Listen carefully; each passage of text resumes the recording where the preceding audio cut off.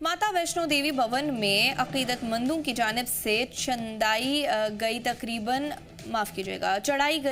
550 करोड़ रुपए की मुबैना नकली चांदी के मामले में जम्मू की अदालत ने पुलिस को पूरा रिकॉर्ड अदालत में पेश करने का हुक्म दिया है। अदालत ने मामले की अगली सुनवाई 29 जुलाई मुकर्रर करते हुए जांच अफसरान को जाती तौर पर पेश होने के हुक्म भी जारी किए हैं।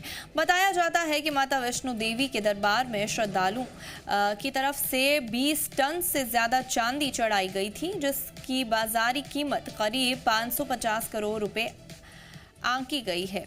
जब माता वैष्णो देवी श्राइन बोर्ड ने इस चांदी को गलाने के लिए भेजा तो उसमें महज 5 से 6% ही असली चांदी निकली, जबकि बाकी हिस्से में कैडमियम, लोहा और दूसरी धातें पाई गई। इसके बाद पूरे मामले ने तोल पकड़ लिया।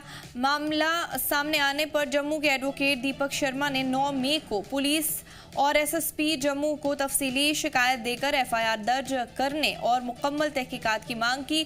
शिकायत में ये अंदेशा जाहिर किया गया कि अकीदतमंदों की तरफ से चढ़ाई गई चांदी में मिलावट की गई या उसकी अदला बदली की गई है, जिसकी साफ तरीके से जांच बेहद जरूरी है। जब पुलिस की कार्रवाई आगे नहीं बढ़ी तो याचिकाकर्ता ने अदालत का रुख किया। अदालत के हुक्म पर क्राइम ब्रांच ने अपनी स्टेटस रिपोर्ट में बताया कि मामला क्राइम हेडक्वार्टर्स श्रीनगर की मंजूरी के बाद जोनल पुलिस हेडक्वार्टर्स जम्मू को भेज दिया गया है। इस पर आरजी गुजार ने एहतजाज जताते हुए दलील दी कि इकोनॉमिक ऑफिसर्स विंग जम्मू का अपना पुलिस थाना है और उससे शिकायत पर सीधी कार्रवाई करनी चाहिए थी। उन्होंने ये भी कहा कि स्टेटस रिपोर्ट में अहम सबूतों को महफूज रखने के लिए उठाए गए किसी भी कदम का जिक्र नहीं किया गया है।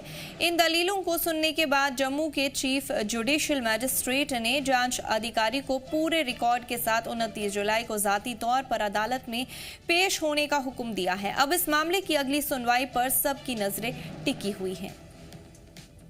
माता वैष्णो देवी भवन में चढ़ी चांदी को लेकर एक बार फिर मामला कहीं ना कहीं गर्माता हुआ नजर आ रहा है। मेरे साथ बातचीत करने के लिए बालिका संघर्ष समिति के प्रधान श्याम जी हैं। श्याम जी, पहले तो मामला पहले तो कोर्ट में गया और कोर्ट ने अब कहीं ना कहीं सीबीआई को उसकी जांच के आदेश दिए हैं और 29 जुलाई को फाइल भी सबमिट करवाने को लेकर कहा गया है।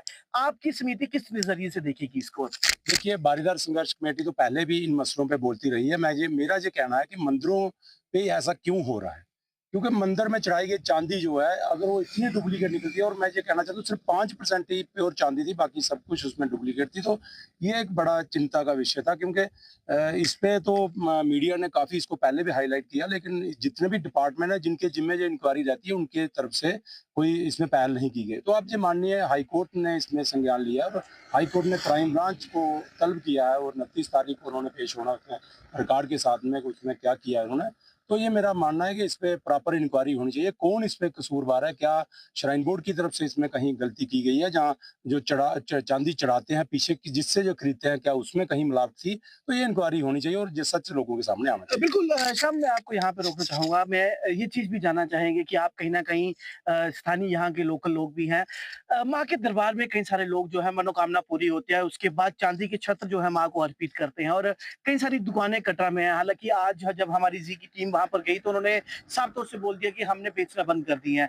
भेंटों की जो दुकानें हैं वहां पर छत्र चांदी के दिए जाते थे, हालांकि वो चांदी नहीं, वो गिल्ट होता था, पर अब वो लोगों को देना उन्होंने बंद कर दिए। कहीं ना कहीं वो नकली चांदी वही चीज तो नहीं निकल कर सामने आई। देखिए, ये हो सकता है, कुछ भी हो सकता है, लेकिन इंक्वायरी तो होनी चाहिए थी ना। जब ये मसला इतना हाईलाइट हुआ तो जितने भी डिपार्टमेंट हैं जिनके जिम्मे ये रहता है कि उनको इंक्वायरी करनी चाहिए थी। जैसे हमारा पिटिशनर जो थे अभी वो कोर्ट में गए हैं, तो क्यों ना उसने क्राइम ब्रांच ने उसमें संज्ञान लिया, क्राइम ब्रांच में इसमें इंक्वायरी क्यों नहीं की, कौन लोग कसूरवार है।